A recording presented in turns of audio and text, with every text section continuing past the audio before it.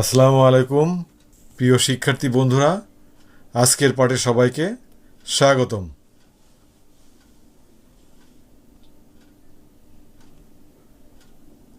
আমি বিএম ইউসুফ আলী, প্রভাষক রাষ্ট্রবিজ্ঞান, Kamalapur school and college, Sabujbagh, Dhaka.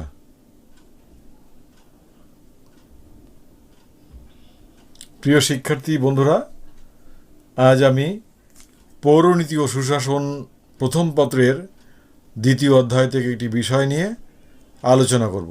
তোমরা আমার সাথে থাকবে এই প্রত্যাশা করছি।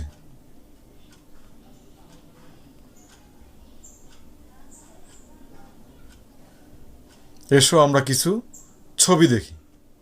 প্রিয় শিক্ষার্থী বন্ধুরা, দেখো কতগুলো লোক একটি ব্যানার নিয়ে দাঁড়িয়ে আছে।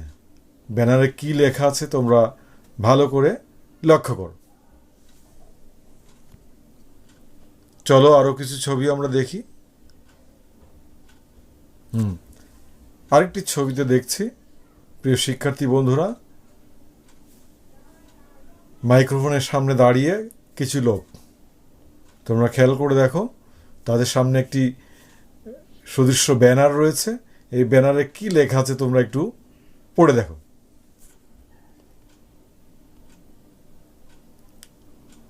আরেকটি ছবি আমরা দেখছি মিছিলরত জনগণের ছবি। প্রিয় শিক্ষার্থী বন্ধুরা, তাদের সামনে একটি ব্যানার আছে। এই ব্যানারটিও তোমরা লক্ষ্য করো এবং ভালো করে পড়ে দেখো কি লেখা আছে এই ব্যানারে। প্রিয় শিক্ষার্থী বন্ধুরা, এতক্ষণে হয়তো তোমরা বুঝে গেছো আমাদের আজকের পাঠ কি হতে পারে। চলো শিক্ষার্থী বন্ধুরা, আমরা একটু স্ক্রিনে দেখি। আমাদের আজকের পাঠ গুড গভর্নেন্স। প্রিয় শিক্ষার্থী বন্ধুরা, আজকের পাঠ হচ্ছে গুড গভর্নেন্স, বাংলায় যেটাকে বলে সুশাসন।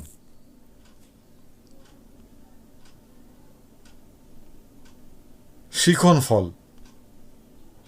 এই পাঠ শেষে শিক্ষার্থী বন্ধুরা তোমরা 1. সুশাসন প্রতিষ্ঠার বাধা বা সমস্যাসমূহ ব্যাখ্যা করতে পারবে। 2. সুশাসন প্রতিষ্ঠার বাধা বা সমস্যা উত্তরণের উপায় বর্ণনা করতে পারবে।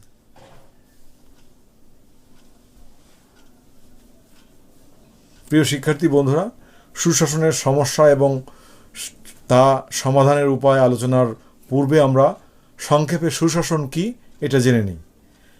ইতোপূর্বে আমরা ক্লাসে কিন্তু এই বিষয়ে বিস্তারিত আলোচনা করেছিলাম। এখন আমি একেবারে সংক্ষেপে সুশাসন কি তোমাদেরকে বলার চেষ্টা করব। ম্যাকর্নির ভাষায়, প্রিয় শিক্ষার্থী বন্ধুরা, ম্যাকর্নির ভাষায় সুশাসন বলতে রাষ্ট্রের সাথে সুশীল সমাজের, সরকারের সাথে শাসিত জনগণের, শাসকের সাথে শাসিতের সম্পর্ককে বোঝায়। আমি আবার বলছি, ম্যাকর্নির ভাষায় সুশাসন বলতে রাষ্ট্রের সাথে সুশীল সমাজের, সরকারের সাথে শাসিত জনগণের, শাসকের সাথে শাসিতের সম্পর্ককে বোঝায়।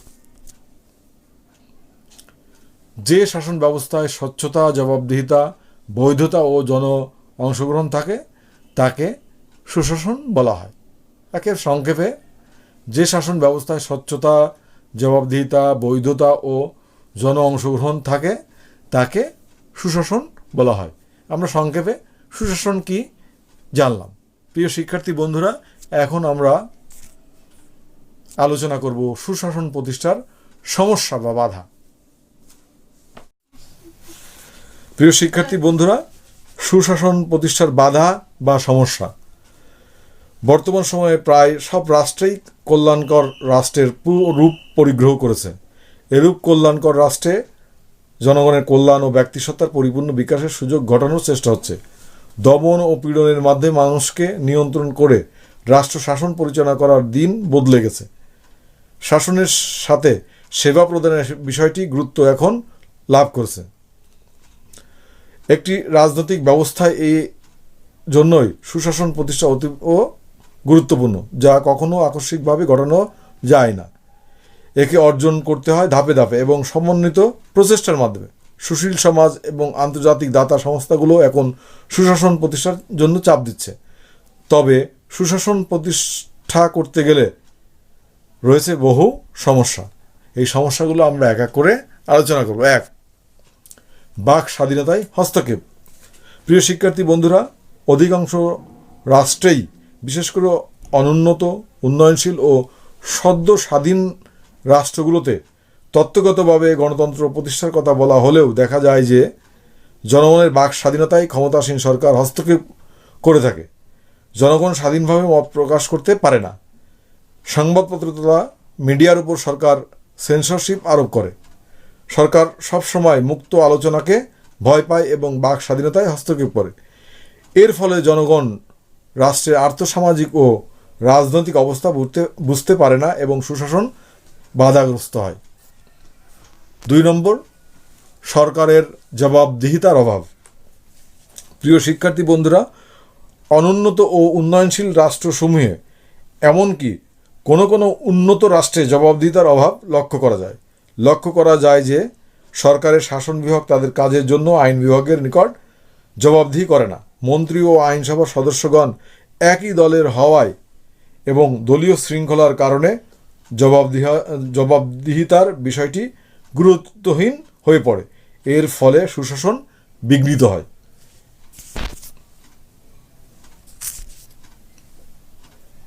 3 নম্বর, আমলাতন্ত্রের অদক্ষতা। আমলাতন্ত্রের পূর্বের মতো দক্ষ, নিরপেক্ষ ও সেবা এবং মেধাবী মুখ দেখা পাওয়া যাচ্ছে না। নিয়োগের ক্ষেত্রে রাজনৈতিক বিবেচনার প্রাধান্য, প্রয়োজনীয় প্রশিক্ষণের অভাব, আমলাদের কাজে অবাঞ্ছিত রাজনৈতিক হস্তক্ষেপ, রাজনীতিকরণ ইত্যাদি কারণে আমলারা ক্রমশ অযোগ্য ও অদক্ষ হয়ে পড়েছে। ফলে সুশাসন বাধাগ্রস্ত হচ্ছে। আইনের শাসনের অভাব। অধ্যাপক ডাইসির মতে আইনের শাসনের মৌলিক 3টি শর্ত রয়েছে। এগুলো হলো: ক, আইনের দৃষ্টিতে সকলের সমান। খ, আইনের আশ্রয় গ্রহণের সুযোগ বিদ্যমান থাকা। 3, শুনানি গ্রহণ ব্যতীত কারো বিরুদ্ধে শাস্তিমূলক ব্যবস্থা গ্রহণ না করা। এই 3টি শর্ত মেনে চললেই তবে বলা যাবে আইনের শাসন কার্যকর রয়েছে।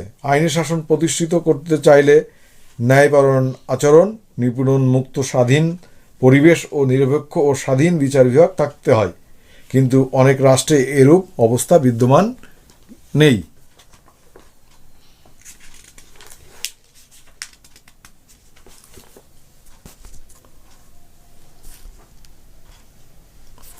পাঁচ, স্বজনপ্রীতি। বিশ্বের অনেক দেশে স্বজনপ্রীতির ব্যাপক বিস্তার লক্ষ্য করা যায়। নিয়োগ, বদলি, পদায়ন, সুযোগ সুবিধা বন্টন, সম্মান, পদবি, খেতাব প্রদান প্রভৃতি সকল ক্ষেত্রে ক্ষমতাসীন সরকার বা গোষ্ঠী স্বজনপ্রীতির আশ্রয় গ্রহণ করে। ফলে যোগ্য, দক্ষ ও মেধাবী ব্যক্তিদের সেবা ও সহযোগিতা থেকে রাষ্ট্র তথা প্রশাসক বঞ্চিত হয়। এর ফলে সুশাসন প্রতিষ্ঠার পথ রুদ্ধ হয়ে যায়। বিচার বিভাগের স্বাধীনতা না থাকা। প্রিয় শিক্ষার্থী বন্ধুরা, স্বাধীন বিচার বিভাগ সুশাসন প্রতিষ্ঠার জন্য সহায়ক। স্বাধীন বিচার বিভাগ না থাকায় বা বিচার বিভাগে রাজনৈতিক হস্তক্ষেপ বৃদ্ধি পেলে আইনের শাসন এবং ন্যায় বিচার প্রতিষ্ঠার সুযোগ বিনষ্ট হয়। এর ফলে সুশাসন প্রতিষ্ঠার শেষ সুযোগটাও হাতছাড়া হয়ে যায়। 7, জন অংশগ্রহণের অভাব। প্রশাসনে ব্যাপক জনগণের অংশগ্রহণের বা মতামত প্রদানের সুযোগ অভাব, জনগণের সাথে প্রশাসনিক সিদ্ধান্ত গ্রহণকারী কর্তৃপক্ষের সম্পর্কের অভাব, গণমুখী প্রশাসন গড়ে তোলার অভাব, স্থানীয় স্বায়ত্তশাসিত প্রতিষ্ঠানগুলোকে শক্তিশালী ও কার্যকর না করা প্রভৃতির ফলে সুশাসন প্রতিষ্ঠার পথ সংকীর্ণ হয়ে পড়ে। 8, জনসচেতনতার অভাব। জনগণের সচেতনতাই গণতন্ত্রের সফলতার মূল শক্তি। জনগণের সজাগ দৃষ্টি নাগরিক অধিকারের সর্বশ্রেষ্ঠ রক্ষা কবচ। এজন্যই জনসচেতনতা সুশাসনেরও চাবিকাঠি। জনগণ সচেতন না হলে সরকার প্রশাসন যন্ত্র স্বেচ্ছাচারী হয়ে ওঠে। এর ফলে সুশাসন প্রতিষ্ঠার পথে অন্তরায় সৃষ্টি হয়। সংবাদ মাধ্যমের স্বাধীনতার অভাব। সুশাসনের জন্য প্রয়োজন স্বাধীন ও শক্তিশালী সংবাদ মাধ্যম। স্বাধীন সংবাদ মাধ্যম ছাড়া মানবাধিকার রক্ষা, মৌলিক অধিকার উপভোগের অনুকূল পরিবেশ রক্ষা, জবাবদিহিতার নীতি কার্যকর করা, প্রশাসনের স্বচ্ছতা নিশ্চিত করা সম্ভব নয়। অনেক গণতান্ত্রিক রাষ্ট্রেই সংবাদপত্রের উপর হস্তক্ষেপ করা হয়। এর ফলে সুশাসন প্রতিষ্ঠা বাধাগ্রস্ত হয়। প্রিয় শিক্ষার্থী বন্ধুরা, এই সকল কারণে অনেক রাষ্ট্রে, বিশেষ করে অনুন্নত উন্নয়নশীল, কখনো কখনো উন্নত দেশেও সুশাসন প্রতিষ্ঠা দুরূহ হয়ে ওঠে। প্রিয় শিক্ষার্থী বন্ধুরা, এই সুশাসন প্রতিষ্ঠার যে সমস্যা, সেই সমস্যা থেকে আমরা কিভাবে উত্তরণ পেতে পারি বা উত্তরণ ঘটাতে পারি, সেটা আমরা এখন আলোচনা করব। সুশাসন প্রতিষ্ঠার সমস্যা সমাধানের উপায়।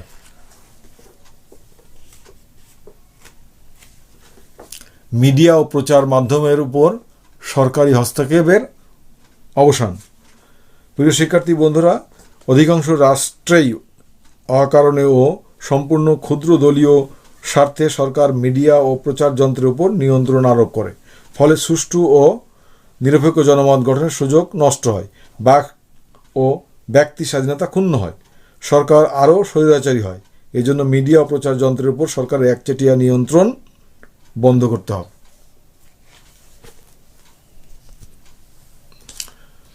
জবাবদিহিতা বা দায়বদ্ধতার নীতি প্রতিষ্ঠা।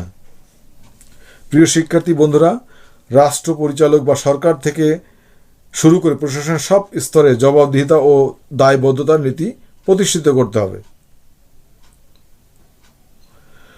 লক্ষ্য অর্জনের জন্য কার কি দায়িত্ব এবং কোন সময়ের মধ্যে তা সম্পন্ন করতে হবে, কার নিকট জবাবদিহি করতে হবে, তা পূর্বেই নির্ধারণ করতে হবে। শাসন বিভাগ বা মন্ত্রিসভাকে আইনসভার নিকট তাদের গৃহীত নীতি, সিদ্ধান্ত, কাজের জন্য জবাবদিহি করতে হবে। তা করতে ব্যর্থ হলে আইনসভায় অনাস্থা এনে মন্ত্রিসভাকে ক্ষমতাচ্যুত করার ব্যবস্থা বিধান থাকতে হবে। প্রশাসনিক কর্মকর্তাদের ব্যর্থতার জন্য কী ব্যবস্থা নেওয়া যাবে সে কথা পরিষ্কার করে উল্লেখ থাকতে হবে। আইনের শাসন প্রতিষ্ঠা। আইনের শাসনের প্রাণভ্রমরা তিনটি প্রবৃত্তির উপর নির্ভর করে। এগুলো হলো শাসকের ন্যায়পরায়ণ আচরণ, নিপীড়নমূলক স্বাধীন পরিবেশ ও আইনের শাসনের প্রয়োগের উপযুক্ত পরিবেশ। আইন হতে হবে নির্দিষ্ট ও স্পষ্ট, যেন সহজেই তা বোধগম্য হয় এবং সকলেই তা পালন করতে বা মেনে চলতে পারে। আইন কার্যকর করবে আদালত, কোনো ব্যক্তির ইচ্ছা অনুযায়ী বিচার কাজ চলবে না, তা চলবে আইনের আলোকে। 4. বিচার বিভাগের স্বাধীনতা ও নিরপেক্ষতা নিশ্চিত করুন। বিচার বিভাগকে আইন ও শাসন বিভাগের নিয়ন্ত্রণ থেকে মুক্ত করতে হবে। বিচার বিভাগের স্বাধীনতা ও নিরপেক্ষতা নিশ্চিত করতে হবে। সুপ্রিম জুডিশিয়াল কাউন্সিলের মাধ্যমে হাইকোর্ট ও আপিল বিভাগে বিচারক নিয়োগ করতে হবে। জেলা ও অধস্তন আদালতগুলোর বিচারক নিয়োগ করতে হবে প্রতিযোগিতামূলক পরীক্ষার মাধ্যমে। দুর্নীতি প্রতিরোধ বা নিয়ন্ত্রণ। দুর্নীতির বিস্তার নিয়ন্ত্রণ বা প্রতিরোধ করতে হবে। দুর্নীতি বিরোধী সভা সমিতি, সেমিনার, সিম্পোজিয়াম করতে হবে। এজন্য সুশীল সমাজের সৎ মানুষের নিয়ে দুর্নীতি প্রতিরোধ কমিটি গঠন করতে হবে। শিক্ষা প্রতিষ্ঠানগুলোতে দুর্নীতি বিরোধী আলোচনার ব্যবস্থা করতে হবে। প্রয়োজনে সিলেবাসে দুর্নীতি বিরোধী বিষয় অন্তর্ভুক্ত করতে হবে। এছাড়াও নৈতিক মূল্যবোধ, ধর্মীয় অনুশাসন দ্বারা জনগণের মনে দুর্নীতি, স্বজনপ্রীতিকে ঘৃণা করার মানসিকতা বৃদ্ধি করতে হবে। 6. সুযোগ্য নেতৃত্ব। প্রিয় শিক্ষার্থী বন্ধুরা, দক্ষ, সৎ, দূরদর্শী, অভিজ্ঞ, ন্যায়পরায়ণ, জনদরদী বা জনবান্ধব নেতৃত্ব প্রতিষ্ঠা করতে হবে। শিক্ষিত, সৎ ও প্রজ্ঞাবান নেতৃত্বের অভাবে একটি রাষ্ট্র কাঙ্ক্ষিত উন্নয়ন সাধন করতে পারে না। জন অংশগ্রহণের অনুকূল পরিবেশ সৃষ্টি। রাষ্ট্র ব্যবস্থার সর্বোচ্চ পর্যায় থেকে তৃণমূল পর্যায় পর্যন্ত জনগণের অংশগ্রহণের সুযোগ সৃষ্টি করতে হবে। স্থানীয় স্বায়ত্তশাসিত প্রতিষ্ঠানগুলোকে স্বনির্ভর ও স্বশাসিত করার জন্য যথোপযুক্ত ব্যবস্থা গ্রহণ করতে হবে। নীতি প্রণয়নে নাগরিকদেরকে সম্পৃক্ততা বৃদ্ধি করতে হবে। জনসচেতনতা বৃদ্ধি। প্রিয় শিক্ষার্থী বন্ধুরা, সুশাসন প্রতিষ্ঠার যে সমস্যা আছে সেই সমস্যা সমাধানের জন্য জনসচেতনতা বৃদ্ধি করতে হবে। সুশাসন কি, কিভাবে সুশাসন নিশ্চিত করা যাবে, এক্ষেত্রে জনগণ ও সরকারের কী করণীয় সে সম্পর্কে প্রচার প্রচারণার মাধ্যমে জনসচেতনতা বৃদ্ধি করতে হবে। আমরা যদি এই পদক্ষেপ গ্রহণ করতে পারি, উল্লেখিত পদক্ষেপ যদি গ্রহণ করতে পারি, সুশাসন প্রতিষ্ঠার যে সমস্যা আছে সেই সমস্যাগুলো সমাধান করা সহজ হবে। প্রিয় শিক্ষার্থী বন্ধুরা, আমরা প্রায় আলোচনার শেষ পর্যায়ে চলে এসেছি। এখন আমরা কয়েকটি প্রশ্নের মাধ্যমে তোমাদের কাছে জানার চেষ্টা করব তোমরা এই পড়ার মাধ্যমে কতটুকু অর্জন করতে পেরেছ।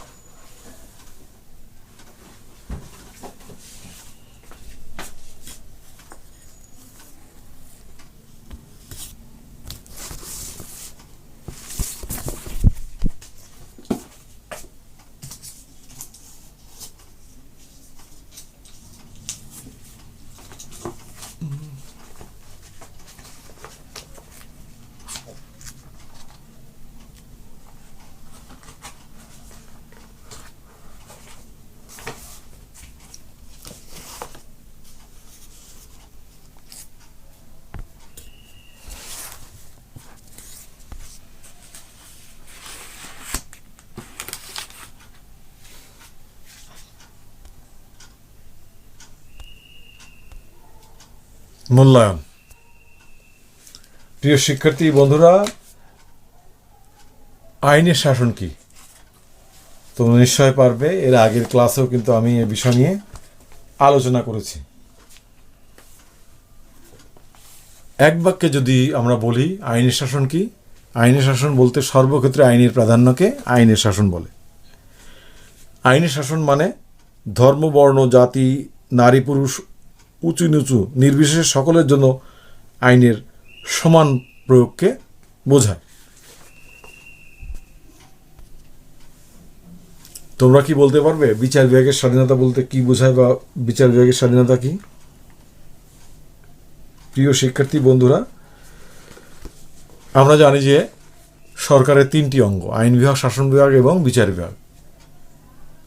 বিচার বিভাগ যখন সরকারের অন্য বিভাগের হস্তক্ষেপ মুক্ত থেকে স্বাধীন ও নিরপেক্ষভাবে বিচার কাজ সম্পাদন করতে পারবে, তখন তাকে বিচার বিভাগের স্বাধীনতা বলে। বিচার বিভাগের স্বাধীনতা বলতে আমরা এও বুঝি বিচার বিভাগ যে বিচার করলো তার যথাযথ প্রয়োগ। স্বজনপ্রীতি কি? প্রিয় শিক্ষার্থী বন্ধুরা, স্বজনপ্রীতির কারণে কিন্তু রাষ্ট্রে সুশাসন প্রতিষ্ঠা বাধাগ্রস্ত হয়। স্বজন মানে আত্মীয় স্বজন, প্রীতি মানে ভালোবাসা। তাহলে স্বজনপ্রীতি কি? রাষ্ট্রের জনশক্তি নিয়োগ, বদলি, পদায়ন, সুযোগ সুবিধার বন্টন, উপাধি, সম্মান, পদবি ইত্যাদি প্রদানের ক্ষেত্রে আত্মীয়তার সম্পর্ক কিংবা দলীয় অনুসারীদেরকে প্রাধান্য দেওয়ার নাম হচ্ছে স্বজনপ্রীতি। নিয়োগ, বদলি, পদোন্নতি, বিভিন্ন সুযোগ সুবিধা, সম্মান, উপাধি ইত্যাদির ক্ষেত্রে যখন দলীয় লোকদেরকে বা আত্মীয় স্বজনকে প্রাধান্য দেওয়া হয় তখন তাকে স্বজনপ্রীতি বলা হয়। স্বজনপ্রীতির কারণে সুশাসন বাধাগ্রস্ত হয়।